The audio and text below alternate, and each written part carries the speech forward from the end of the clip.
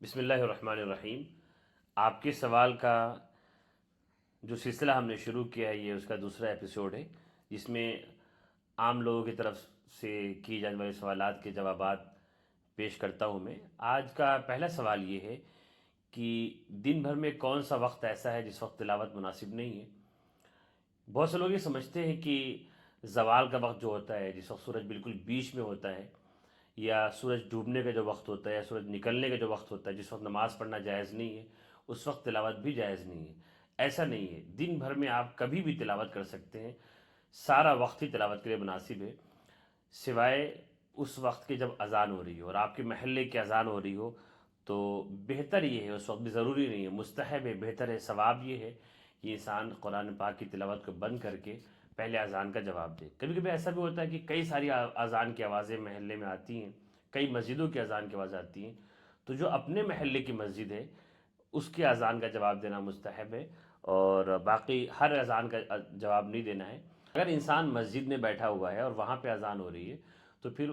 اس کے لیے مستحب بھی نہیں ہے کہ وہ قرآن کی تلاوت کو بند کرے، کیونکہ اذان عام جو مقصد ہے وہ مسجد سے باہر جو لوگ ہیں ان کو اطلاع دینے کی غرض سے ہوتی ہے۔ جو شخص مسجد میں موجود ہے اس کے لیے اذان بند کا جواب دینے کی ضرورت نہیں ہے تلاوت کو بند کر کے۔ پھر بھی اگر کوئی مسجد کے باہر ہوتے ہوئے بھی اذان تلاوت کو بند نہیں کرے گا، اذان کا جواب نہیں دے گا، تب بھی کوئی حرج کی بات نہیں، گناہ نہیں ہوگا۔ دوسرا سوال یہ ہے کہ بہت سے مرد، آج کل بہت سے لڑکے اپنے جسم کو چکنا رکھنے کے لیے بال کو صاف کرتے ہیں، سینے کے بال کو، کندھے کے بال کو، پیروں کے بال کو صاف کرواتے ہیں ریزر کے ذریعے، کہ دوبارہ کبھی بال نکلے ہی نہیں۔ تو کیا یہ جائز ہے یا ناجائز ہے؟ یہ جسم کو چکنا کرنا، وہ جگہیں جو عام طور پر بال کی نہیں ہوتی، جیسے داڑھی ہے، مونچھ ہے، سر کے بال ہیں، ان کے علاوہ جگہوں سے بال کو صاف کرنا، ہمیشہ ہمیشہ کے لیے بھی صاف کرنے کی کوشش کرنا، یہ حرام نہیں ہے، ناجائز نہیں، گناہ نہیں ہے، لیکن یہ خلاف ادب ہے، بہتر نہیں ہے۔ اسے ہم مکروہ تنزیہی، چھوٹا والا مکروہ بھی نہیں کہہ سکتے، گناہ تو نہیں ہے لیکن خلاف ادب ہے یہ۔ اور مردوں کے لیے بال کا زیادہ ہونا یہ ان کی خوبصورتی کا ذریعہ ہے، ان کی خوبصورتی میں اضافہ کرتا ہے۔ ایک سوال بہت آتا ہے کہ جھینگا مچھلی کھانا کیسا ہے؟ جھینگا مچھلی کو بہت سے لوگ بہت پسند کرتے ہیں، اور مشہور تو یہی رہا ہے کہ ہم احناف کے نزدیک جھینگا مچھلی کھانا جائز نہیں ہے، لیکن دراصل اس مسئلے کا جو مدار ہے وہ اس بات پر ہے کہ کیا جھینگا مچھلی ہے یا نہیں۔ اگر جھینگا مچھلی ہے تو کھانا جائز ہے، اگر جھینگا مچھلی نہیں ہے بلکہ سمندر کا کوئی دوسرا کیڑا ہے، کیکڑا وغیرہ کی طرح مچھلی میں شامل نہیں ہے، تو پھر کھانا جائز نہیں ہے۔ اس زمانے میں بہت سے علماء کی تحقیق ہے جو جانوروں کے اوپر جنہوں نے تحقیق کی، جیسے خود حیات الحیوان جو جانوروں پر لکھی کتاب ہے، اور بہت سے علماء کی تحقیق ہے کہ جھینگا مچھلی ہی ہے، اس لیے اکثر علماء کا فتویٰ اور رجحان یہی ہے کہ جھینگا کھانا جائز ہے۔ پھر بھی اگر کوئی شخص کراہت، طبعی کراہت کی وجہ سے اسے پسند نہیں کرتا تو کوئی بات نہیں، کوئی شخص تقویٰ پرہیزگاری کی وجہ سے، کہ کچھ لوگ ابھی بھی ناجائز کہتے ہیں، اس وجہ سے وہ نہیں کھا رہا ہے، تو یہ اچھی بات ہے۔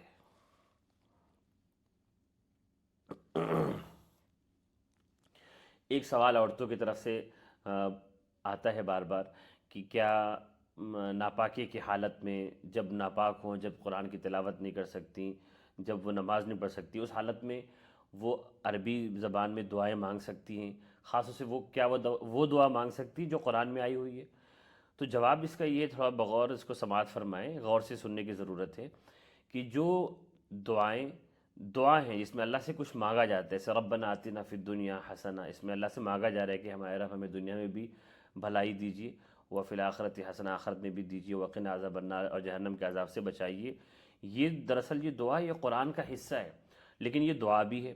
تو اگر دعا ایسی ہے جو قرآن کا حصہ ہے، تو اب ہم یہ دیکھیں گے کہ وہ قرآن کی تلاوت کے غرض سے پڑھی گئی ہے یا دعا مانگنے کی نیت سے پڑھی گئی۔ اگر دعا مانگنے کی نیت سے پڑھی گئی تو وہ خواہ وہ قرآن کا حصہ ہی کیوں نہ ہو، وہ ہر حال میں پڑھنا جائز ہے۔ اور اگر دعا قرآن کی تلاوت کا حصہ سمجھ کر